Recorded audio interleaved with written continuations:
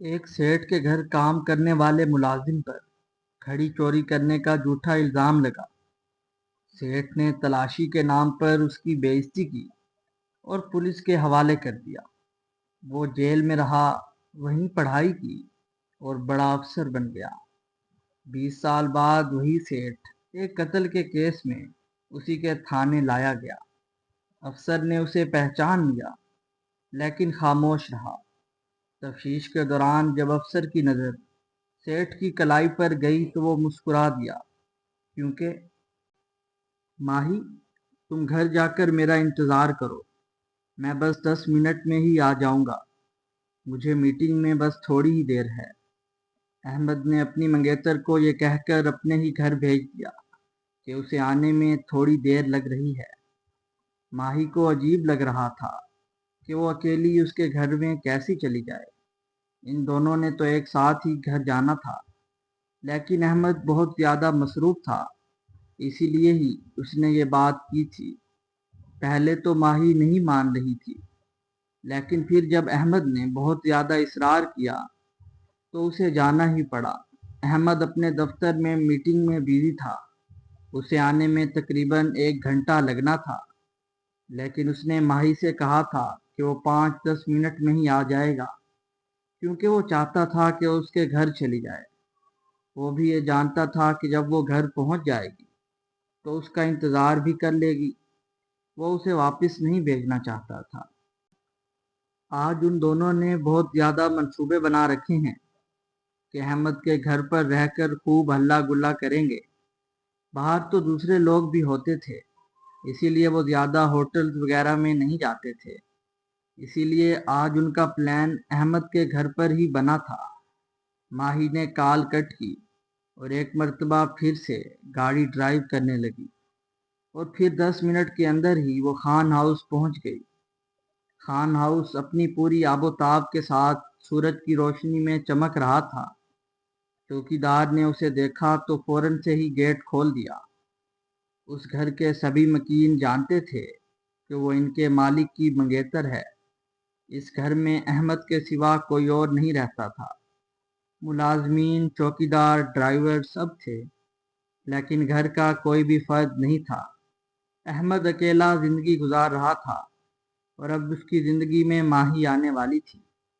اسے ماہی کا بہت زیادہ انتظار تھا۔ ماہی نے گاڑی گیراج میں پارک کی اور گھر کے اندر پہنچ گئی۔ جاتے ساتھ ہی اس نے ملازمہ کو آواز دینا شروع کر دی۔ وہ اس گھر میں کوئی پہلی مرتبہ تو نہیں آئی تھی، یہ اس کا اپنا ہی گھر تھا۔ ان کی شادی میں 1-2 ماہ ہی رہتے تھے۔ وہ ڈرائنگ روم میں بیٹھ کر ملازمہ کو آواز پر آواز دیتے چلے جا رہی تھی، لیکن نہ جانے ملازمہ کہاں گم ہو گئی تھی۔ وہ آ ہی نہیں رہی تھی۔ ملازمہ تو نہ آئی، لیکن ایک 14-15 سال کا لڑکا آ گیا، جس کے ہاتھ میں پانی کا گلاس تھا۔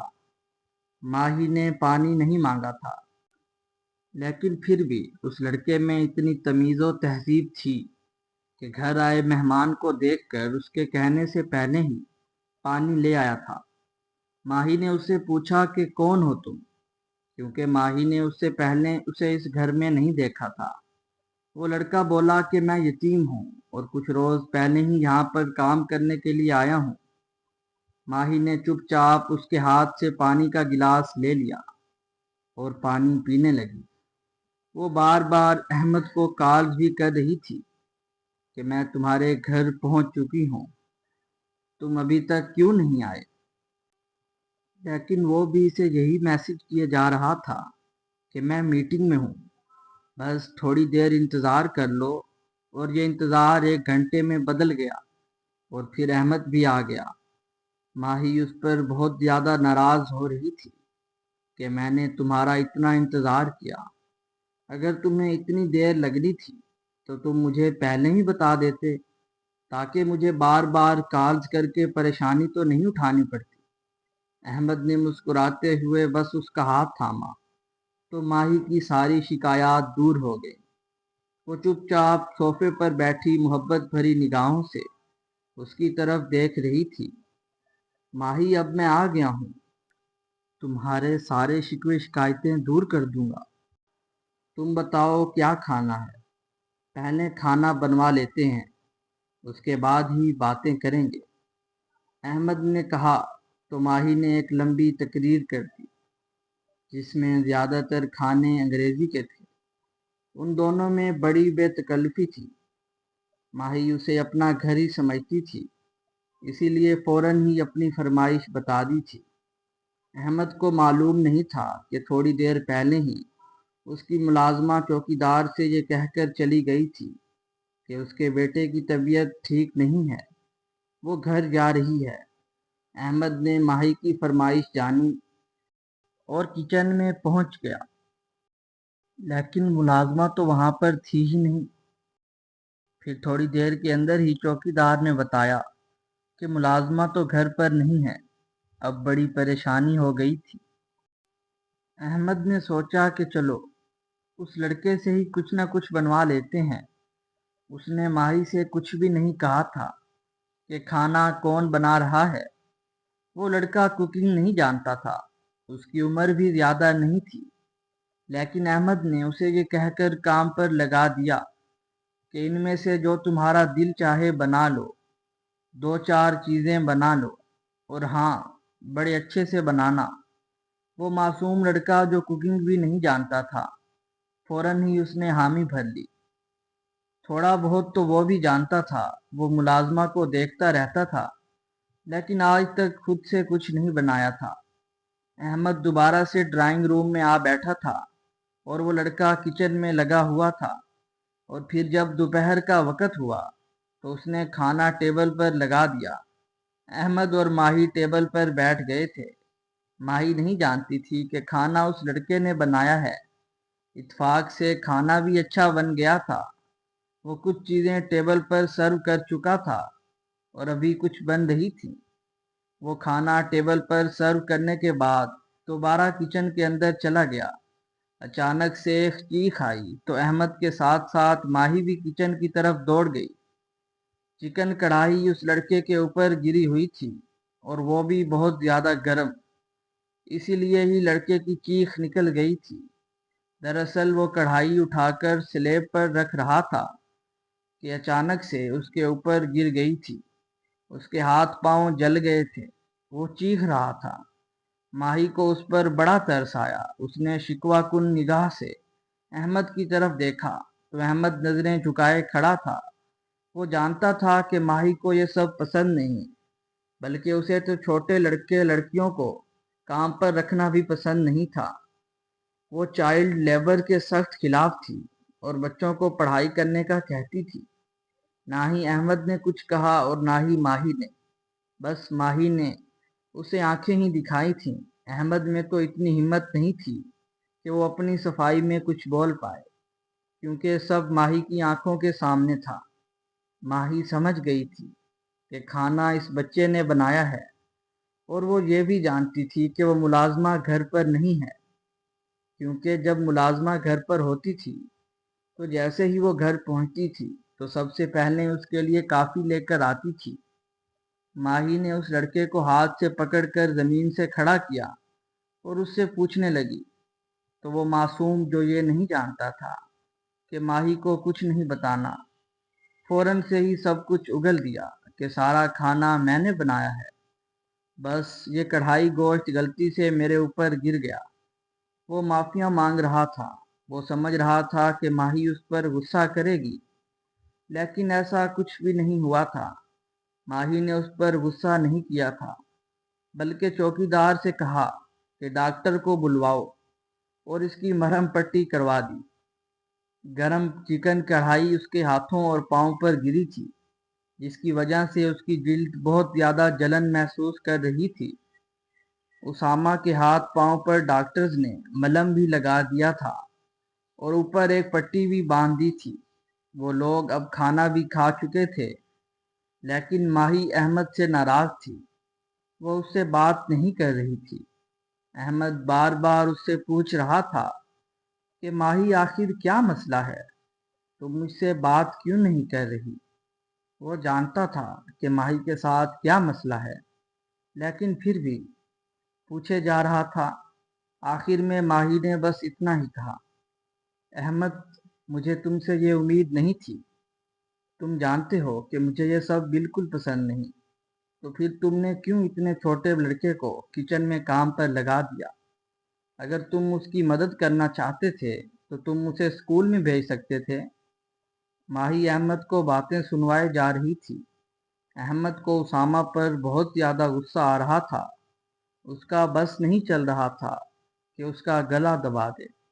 उसे बेइंतहा गुस्सा आ रहा था और उसने सोच लिया था कि माही के जाते ही वो उस लड़के से इंतकाम ले लेगा जिसकी वजह से उसकी महबूबा उससे नाराज हो गई थी। आखिर में जाते हुए माही ने बस इतना ही कहा कि वो कुछ दिन उससे नहीं मिलेगी। वो इस पर बहुत ज़्यादा गुस्सा है और इसीलिए वो नहीं चाहती कि कुछ उल्टी सीधी बात कह दे। अहमद उसे मनाता जा रहा था लेकिन वो ना मानी, घर से चली गई। वो बहुत ही हसास किस्म की लड़की थी जिसे ये सब बिल्कुल पसंद नहीं था। जैसे ही माही उनके घर से बाहर गई तो अहमद ने चिल्लाना शुरू कर दिया। उसामा को आवाज़ें लगा रहा था। वो बेचारा जो किचन में खड़ा जख्मी हाथों से बर्तन धो रहा था फौरन से बाहर की तरफ भागा और उसकी पट्टी भी गीली हो चुकी थी। जैसे ही उसामा बाहर आया तो अहमद ने उसके मुंह पर एक जोरदार तमाचा रसीद किया तो वो आंसू बहाने लगा। अहमद ड्राइंग रूम से निकलकर सीढ़ियां चढ़ते हुए अपने कमरे में पहुंच गया। उसे बहुत ज़्यादा गुस्सा आ रहा था। उसका दिल चाह रहा था कि वो उस लड़के से इंतकाम ले। वो उस मासूम से इंतकाम लेना चाह रहा था जिसका कोई कसूर ही नहीं था। अहमद गुस्से में कमरे में इधर उधर टहल रहा था। उसका दिल चाह रहा था कि उस बदतमीज लड़के के साथ कुछ ऐसा करे कि वो सारी जिंदगी याद रखे। फिर अचानक से उसके दिमाग में एक खुराफाती आइडिया आया तो उसके चेहरे पर मुस्कुराहट फैल गई। उसने अहमद से मजीद कुछ ना कहा और एक हफ्ता यूं ही गुजर गया। एक हफ्ते बाद उसने उसामा के सर पर क़यामत बर्पा कर दी। उसामा किचन में लगा हुआ था। मुलाजमा आज भी छुट्टी पर थी। आज भी उसने ही अहमद के लिए नाश्ता बनाया था। अहमद नाश्ते की टेबल पर बैठा नाश्ता कर रहा था। वो उसके पीछे हाथ बांधे खड़ा था। अगर कोई हुक्म है तो मुझसे कहें। लेकिन अहमद ने कुछ नहीं कहा और चुपचाप घर चला आ गया। आज अहमद अपने प्लान पर अमल करने वाला था। फिर दोपहर को जब वापस आया तो उसामा सफाइयों में लगा हुआ था। उसने एक नज़र उसकी तरफ दौड़ाई और फिर अपने कमरे में पहुंच गया। जैसे वो कमरे में पहुंचा तो फौरन से चीखना चिल्लाना शुरू कर दिया और ज़ोर ज़ोर से उसामा को भी बुलाना शुरू कर दिया। वो बेचारा बच्चा जो काम में लगा हुआ था फौरन साथ से डरते डरते ऊपर पहुंच गया। वो थर थर काँप रहा था। उसे बहुत ज़्यादा डर लग रहा था कि ना जाने उसका मालिक उसके साथ क्या सलूक करेगा। वो नज़रें झुकाए उसके सामने सीने पर हाथ बांधे खड़ा था। वो अब भी उसके हुक्म का इंतज़ार कर रहा था। अहमद गुस्से से चिल्लाने लगा और बोला कि तुम जैसे लड़के मैं अब इस घर में बर्दाश्त नहीं कर सकता। मैं कितने दिनों से तुम्हारी हरकतें देखता चला आ रहा था लेकिन आज तुमने बहुत बड़ी गलती की है। पहले भी तुमने छोटी मोटी चीज़ें चुराई हैं मगर मैं खामोश रहा। लेकिन आज तुमने मेरी वो कीमती घड़ी चुरा ली जो मैंने सऊदीया से बड़ी मुश्किल से मंगवाई थी। उसकी कीमत भी जानते हो भला तुम। अहमद चिल्ला रहा था। उसामा को कुछ समझ नहीं आ रही थी कि अहमद क्या कह रहा है। वो इस पर एक घड़ी चोरी करने का इल्ज़ाम लगा रहा था जो उसामा ने चोरी की ही नहीं थी। इसलिए उसने रोते हुए हाथ जोड़कर कहा कि साहब, मैंने वो घड़ी नहीं चुराई। मैं तो कोई घड़ी देखी भी नहीं। आपको कोई गलत फहमी हुई है। इन दोनों की आवाज़ें सुनकर चौकीदार और ड्राइवर भी वहीं पर पहुंच गए। सब लोग उस लड़के को देख रहे थे जो रोते हुए हाथ जोड़कर अहमद को कह रहा था कि मेरा कोई कसूर नहीं है। میں نے کوئی چوری نہیں کی۔ لیکن احمد اس کی کوئی بات نہیں سن رہا تھا۔ تم کیا سمجھتے ہو کہ میں جھوٹ بول رہا ہوں؟ میں کچھ نہیں دیکھتا، مجھے سب معلوم ہے۔ تم کب سے یہاں سے ایک ایک چیز لے کر جاتے رہے ہو، لیکن آج تک میں نے کچھ نہیں کہا کیونکہ وہ چھوٹی موٹی چیزیں تھیں۔ لیکن آج تم نے میری گھڑی چورا لی، جو مجھے منظور نہیں ہے۔ میں تمہیں اب اس گھر میں برداشت نہیں کروں گا، میں تمہیں پولیس کے حوالے کر دوں گا۔ جیسے ہی احمد نے پولیس کا نام لیا تو اسامہ کا سارا وجود کانپنے لگا۔ وہ بہت زیادہ ڈر گیا تھا۔ وہ بچہ جس کی اتنی عمر بھی نہیں تھی، اپنے خاندان کو چلانے کے لیے یہاں کام کرنے کے لیے آیا تھا، اور اب اس چکر میں پھنسا دیا گیا تھا۔ اس کے سر پر تو باپ کا سایہ بھی نہیں تھا۔ اس کی ماں اور ایک بہن گاؤں میں رہتے تھے اور وہ یہاں پر کام کرتا تھا۔ صاحب پلیز مجھے معاف کر دیں، مجھے پولیس کے حوالے مت کریں، ورنہ میری ماں اور بہن مر جائیں گے۔ میں ان کا اکلوتا سہارا ہوں۔ وہ چور 15 سال کا لڑکا ہاتھ جوڑے التجا کر رہا تھا، لیکن اس وقت احمد کے سر پر تو بدلے کا بھوت سوار تھا۔ وہ اس چیز کا بدلہ لینا چاہ رہا تھا جس میں لڑکے کا کوئی قصور ہی نہیں تھا۔ چوکیدار اور ڈرائیور چپ چاپ کھڑے تھے، وہ کچھ بھی نہیں کر سکتے تھے، اور ویسے بھی انہیں اس لڑکے سے زیادہ اپنے مالک کی بات پر یقین تھا۔ وہ بھی یہی سمجھ رہے تھے کہ اس لڑکے نے ضرور ان کے مالک کی گھڑی چوری کی ہوگی۔ آج تک کبھی بھی اس گھر میں ایسا نہیں ہوا تھا، لیکن اب ہو گیا تھا۔ احمد نے فوراً ہی فون اٹھایا اور پولیس کو کال ملا دی، تو اسامہ بہت زیادہ ڈر گیا اور وہاں سے بھاگنے لگا، تو چوکیدار اور ڈرائیور نے اسے پکڑ لیا۔ اب یہ بات ثابت ہو چکی تھی کہ وہ لڑکا ہی چور ہے۔ 15 منٹ کے اندر ہی پولیس ان کے گھر پہنچ گئی، جو اسامہ کو گھسیٹ کر وہاں سے لے کر جانے لگی۔ جاتے ہوئے اس نے احمد سے کہا، صاحب میں نے چوری نہیں کی، آپ مجھے بچا لیں، ورنہ میری زندگی برباد ہو جائے گی۔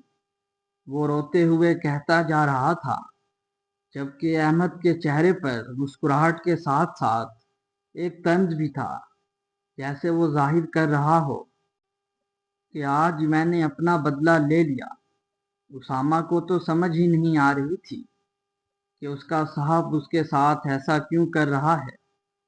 وہ تو اس بات کو بھی بھلا چکا تھا جس دن اس نے اس کے منہ پر تھپڑ مارا تھا اور کہا تھا، میں تمہیں کبھی نہیں بخشوں گا۔ اسے یہ بات بھی یاد نہیں تھی، اور اب وہ پولیس کی نیلی وین میں بیٹھ کر آنسو بہاتے ہوئے تھانے میں پہنچ گیا۔ اسے سلاخوں کے پیچھے بند کر دیا گیا تھا، اور تھوڑی دیر کے بعد ایک کانسٹیبل آیا اور مار پیٹ کرنے لگا۔ یہ بھی احمد کا حکم تھا کہ اس لڑکے سے اس کی گھڑی برآمد کروائی جائے، حالانکہ اس کے پاس گھڑی تھی ہی نہیں، تو وہ کہاں سے دیتا۔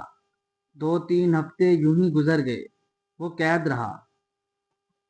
اس کے گھر والے بھی نہیں جانتے تھے کہ شہر میں اس کے ساتھ کیا ہو رہا ہے، کیونکہ وہ کہہ کر آیا تھا کہ وہ 2-3 مہینے بعد واپس آ جائے گا، اور ابھی تو اسے یہاں پر آئے ہوئے 1 مہینہ ہی ہوا تھا۔ اس نے روتے ہوئے کانسٹیبل اور دوسرے پولیس اہلکار سے کہا کہ میں نے گھڑی نہیں چرائی صاحب کو کوئی غلط فہمی ہوئی ہے۔ لیکن کوئی بھی اس کی بات نہیں مان رہا تھا۔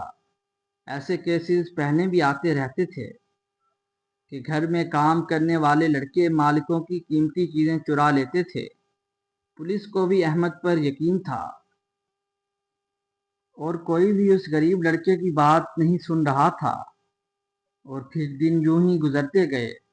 عدالتوں میں اس کی پیشی ہوئی، اور اس پر بیش بہا قیمتی گھڑی کی چوری کرنے کا الزام اب پکا ہو چکا تھا، جس کی وجہ سے اسے 15 سالہ قید کی سزا سنائی گئی تھی۔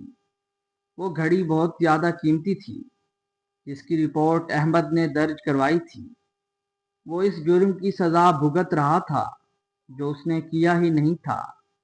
अब उसे यहाँ पर रहते हुए 1 महीने से ज्यादा हो चुका था।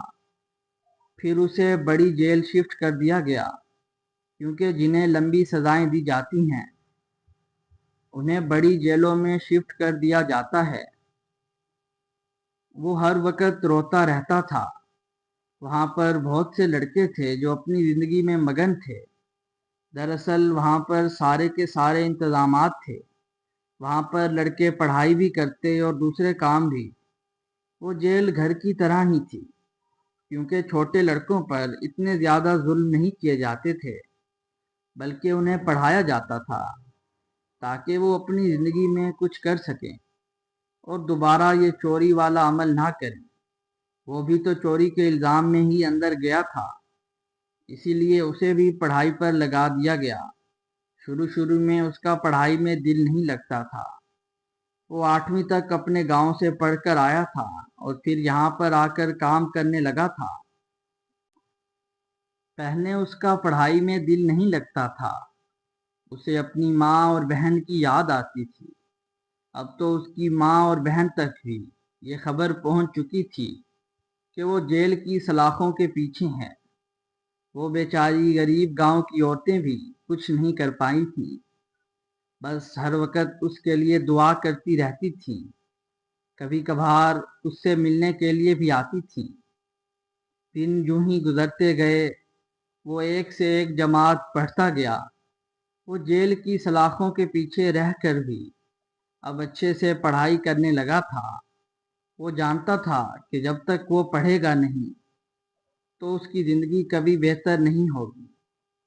वो जानता था कि 15 साल से पहले तो उसे यहाँ से रिहाई नहीं मिलनी, और वो ये भी जानता था कि अगर ये 15 साल उसने ऐसे ही बेकार गुजार दिए तो 15 साल बाद उसकी जो ज़िंदगी होगी वो मरने से भी ज़्यादा मुश्किल होगी। इसीलिए उसने सोचा कि वो अपनी आगे की ज़िंदगी बेहतर बनाने के लिए पढ़ाई करेगा। वो पढ़ाई पर लग चुका था। वक्त गुजरता जा रहा था।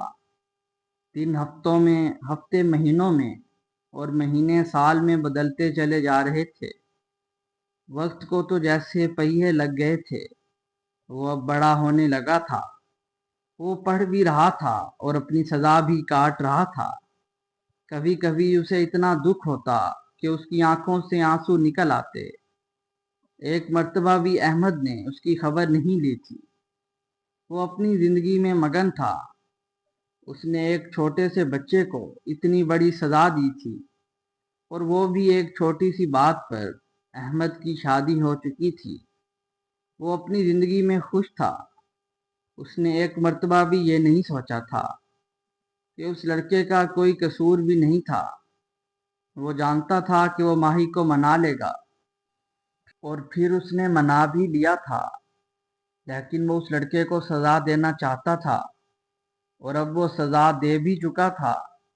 उसामा यहाँ सजा काट रहा था, लेकिन अब वो मुतमईन था, क्योंकि बाहर रहकर तो वो पढ़ाई नहीं कर सका था। 8वीं पास करते ही उसे काम पर लगना पड़ा था, लेकिन यहाँ पर ऐसा कुछ नहीं था। उसके पढ़ाई के अखराजात भी हुकूमत उठा रही थी।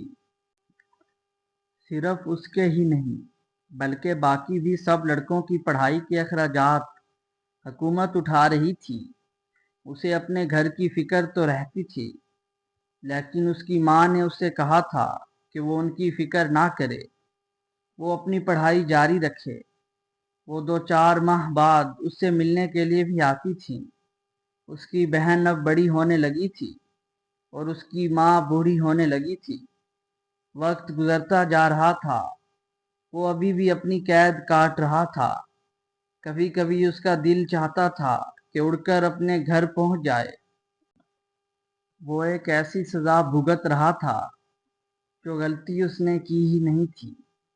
कभी कभी उसका दिल चाहता कि अपने उस अहमद साहब को एक ऐसी बद्दुआ दे कि वो जिंदगी में कभी भी खुश ही ना रह पाए।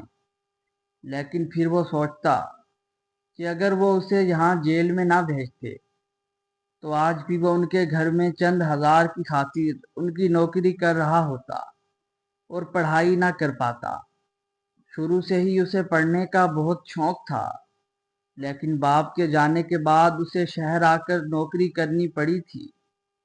اس کی پڑھائی صرف 8ویں تک تھی، اسی لیے اسے گھر پر کام کرنے کے لیے ہی رکھا گیا تھا۔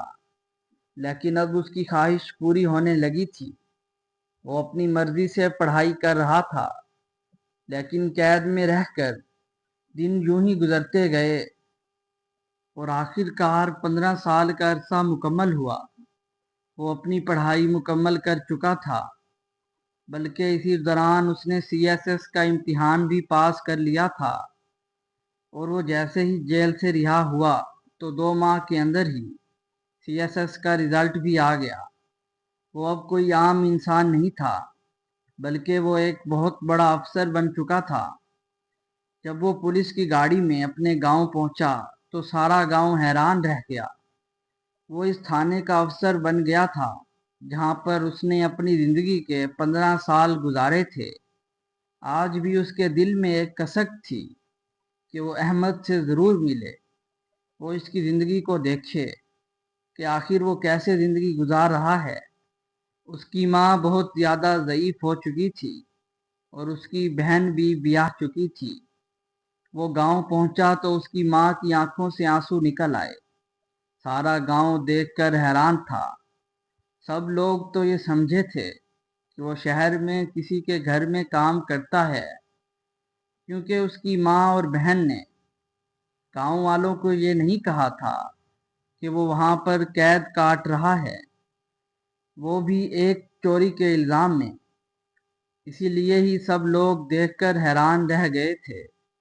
سب کو اس کی قسمت پر رشک ہو رہا تھا، لیکن اس کے دل میں ایک کسک تھی۔ وہ احمد سے ضرور ملنا چاہتا تھا، جس سے وہ آج تک نہیں مل پایا تھا۔ دن یوں ہی گزرتے گئے، وہ بھی اپنی زندگی میں آگے بڑھ گیا۔ وہ اب کوئی عام انسان یا قیدی نہیں، بلکہ ایک آفیسر بن چکا تھا۔ وقت یوں ہی گزرتا گیا اور آخر کار 5 سال کا عرصہ بھی تمام ہوا۔ آج وہ اپنے دفتر میں بیٹھا کوئی کیس دیکھ رہا تھا کہ اس کے کانسٹیبل نے آ کر اس سے کہا کہ کسی بڑے سیٹھ کو بزنس میں گھپلا کرنے کے سلسلے میں جیل میں بند کیا گیا ہے۔ اسامہ نے کہا کہ اسے اس کے دفتر میں لے کر آیا جائے۔ وہ کام میں بہت زیادہ مصروف تھا، اسی لیے اسے دیکھنے کے لیے جیل نہیں جا سکتا تھا۔ پھر کانسٹیبل وہاں سے چلا گیا اور 10 منٹ بعد جب وہ ایک انسان کو اپنے ساتھ لے کر آیا تو اسے دیکھ کر اسامہ کی آنکھیں پھٹی کی پھٹی رہ گئیں۔ وہ کوئی اور نہیں بلکہ وہی سیٹھ تھا جس کی وجہ سے اس نے 15 سال کی بغیر جرم کی سزا کاٹی تھی۔ اسامہ نے فوراً اسے پہچان لیا، لیکن منہ پر کچھ نہیں کہا تھا۔ احمد سیٹھ نے اسے نہیں پہچانا تھا کیونکہ اسامہ اب بڑا ہو چکا تھا۔ اس کے ظاہری خد و خال بھی بدل چکے تھے۔ وہ اب 35 سال کا ایک نوجوان آفیسر تھا، تو احمد اسے کیسے پہچان سکتا تھا؟ احمد کو ایک بہت بڑے گھپلے کے الزام میں یہاں پر لایا گیا تھا۔ وہ محض کوئی الزام نہیں بلکہ سچ ہی تھا۔ اس نے واقعے میں ایک بہت بڑا گھپلا کیا تھا، اور وہ بھی ایک دوسری کمپنی کے ساتھ۔ اسی لیے دوسری کمپنی نے ہی اس پر کیس کیا تھا، جس سے اس کا نکلنا مشکل لگ رہا تھا۔ اسامہ نے اس کیس کی فائل دیکھی تو وہ سب کچھ سمجھ گیا۔ وہ اب تک خاموش تھا۔ اس نے احمد سے کچھ بھی نہیں کہا تھا، لیکن جیسے ہی تفتیش کے دوران اس کی نگاہیں احمد کی اس گھڑی پر گئی جس کو چوری کرنے کے الزام میں اسامہ کو قید کاٹنی پڑی تھی، تو وہ مسکرا دیا۔ اس کی مسکراہٹ دیکھ کر احمد بھی حیران ہو گیا کہ آخر اس اعلیٰ افسر کو کیا ہوا ہے کہ اس کی گھڑی کو دیکھ کر مسکرا کیوں رہا ہے، مگر وہ پوچھ کچھ نہیں پایا۔ بھلے ہی وہ بڑا سیٹھ تھا، لیکن اس وقت وہ ایک گھپلے کے جرم میں اس کے سامنے بیٹھا تھا۔ اس وقت وہ اس کا قیدی تھا۔ احمد نے تو کچھ نہیں کہا، لیکن اب اسامہ خود خاموش نہیں رہ پایا تھا۔ साहब जी, आपकी ये घड़ी मुझे बड़ी पसंद है। मैंने तो सुना था कि आपकी ये घड़ी कहीं खो गई थी, अब कहाँ से मिल गई? इसने इस पुरसरार लहजे में अहमद की आंखों में आंख डालकर जब ये कहा तो अहमद को एक झटका सा लगा, क्योंकि ये बात तो कोई भी नहीं जानता था सिवाय उसके घर के मुलाजमीन के। वो सोच रहा था कि आखिर ये बड़ा अफसर उस गरीब लड़के के बारे में कैसे जानता है जो वो कह रहा है कि आपकी घड़ी कहीं खो गई थी। अहमद के मुंह में जबान थी, लेकिन अल्फाज अदा नहीं हो पा रहे थे। वो हैरान था, वो पूछना चाहता था कि आखिर तुम कैसे जानते हो, लेकिन वो पूछ नहीं पाया। उसकी ये उलझन भी उसामा ने ही दूर कर दी और कह दिया कि साहब जी, मैं वही उसामा हूँ जिस पर आपने उस कीमती घड़ी को चोरी करने का इल्ज़ाम लगाकर जेल में भेज दिया था। जैसे ही उसामा ने ये कहा तो अहमद हक्का बक्का रहकर उसे देखने लगा। वो कैसे यकीन कर सकता था कि वो लड़का जिसे उसने चोरी के इल्ज़ाम में पुलिस के हवाले कर दिया था, वो यहाँ तक पहुँच गया। वो यकीन नहीं कर पा रहा था। वो कह रहा था कि तुम झूठ बोल रहे हो। लेकिन फिर जैसे ही उसामा ने अपनी नेम प्लेट पर हाथ रखकर अहमद की तरफ देखा तो वो उसका नाम पढ़कर हैरान रह गया। पहले उसने उसका नाम नहीं देखा था, बस अपनी परेशानी में ही था, लेकिन अब उसे सारी कहानी समझ आ गई थी। वो अब भी यकीन नहीं कर पा रहा था कि कोई लड़का इतना भी कामयाब हो सकता है, और वो भी जेल की सलाखों के पीछे रहकर। फिर उसामा ने अपनी तरफ की सारी कहानी बताई कि कैसे वो यहाँ पर अपनी पढ़ाई करता रहा और आज वो उसके सामने बैठा है। अहमद को यकीन ही नहीं आ रहा था। वो तो उससे भी ज्यादा बड़ा इंसान बन चुका था। वो अंदर ही अंदर जानता था कि वो घड़ी उसामा ने चोरी नहीं की थी, और अब उससे बड़ी शर्मिंदगी महसूस हो रही थी। उसका दिल चाहा कि उसामा से माफ़ी मांगे और उससे कहे कि उसे इस केस से किसी तरह निकाल दे, लेकिन उसमें इतनी हिम्मत नहीं थी, और उसामा का भी ऐसा कोई इरादा नहीं था। जिस इंसान ने इतनी तकलीफ दी थी वो उसे ऐसे तो नहीं जाने दे सकता था, और फिर वो कोई बेकसूर भी नहीं था, वो कसूर के साथ आया था। इसलिए उसामा ने सोच लिया कि वो भी उसे जेल की सलाखों के पीछे तड़पाएगा जैसे उसने उसे तड़पाया था, क्योंकि आज तक वो अजियत नहीं भूला था जो 15 साल उसने यहाँ पर अपनी माँ और बहन से दूर कैद में रहकर गुजारे थे। वो वक्त उसे अब तक नहीं भूला था, शायद सारी जिंदगी ही नहीं भूल सकता था। कांस्टेबल अहमद को लेकर चला गया और दोबारा से सलाखों के पीछे कैद कर दिया। वो चीख रहा था, चिल्ला रहा था, कह रहा था कि मेरी एक बात सुन लो, मुझे माफ कर दो, मुझे इस सब से निकाल लो। तुमने मेरा नमक खाया था, अपना आप साबित करो। उसामा अपने दफ्तर में बैठकर उसकी आवाजें सुन रहा था। उसे बहुत ज्यादा गुस्सा आ रहा था। वो भी तो इसी तरह चीखता चिल्लाता रहा था, लेकिन उस वक्त किसी ने भी उसकी नहीं सुनी थी। 2-4 दिन वो यहाँ पर कैद रहा और फिर उसे बड़ी जेल में भेज दिया गया। जैसे उसामा को भेजा था उस पर घपला साबित हो चुका था, और घपला कोई आम नहीं बल्कि 50 करोड़ का घपला था जो अहमद ने बिजनेस में रहकर अपने पार्टनर के साथ किया था। अब वो इसकी सजा भुगतने के लिए जेल की सलाखों के पीछे था। उसे पूरे 20 साल की कैद हुई थी, और इन 20 सालों में थोड़ा थोड़ा करके उसने पैसे भी चुकाने थे। कर्ज के वो अपने अंजाम तक पहुंच चुका था, और उसामा ने भी अपनी तरक्की की मंजिलें तय कर ली थी। सच ही कहते हैं कि जब इंसान किसी चीज को करने की ठान लेता है तो वो उसे कर गुजरता है। उस वक्त अगर उसामा ये सोचकर पढ़ाई न करता कि वो पढ़कर क्या कर लेगा, अगर वो हर वक्त ही मायूसी में डूबा रहता और आंसू बहाता रहता, तो आज वो यहाँ पर ना होता, बल्कि कैद से निकलने के बाद भी वो कहीं पर मेहनत मजदूरी कर रहा होता। लेकिन अब ऐसा बिल्कुल भी नहीं था।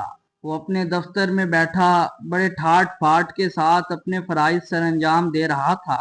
اس کے باپ کا نام بھی فخر سے بلند ہو چکا تھا۔